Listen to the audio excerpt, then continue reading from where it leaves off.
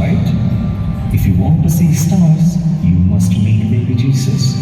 If you want to meet baby Jesus, you must meet Mary. If you want to meet Mary, you should go to Angel Gabriel. Come, I will take you to the Angel Gabriel.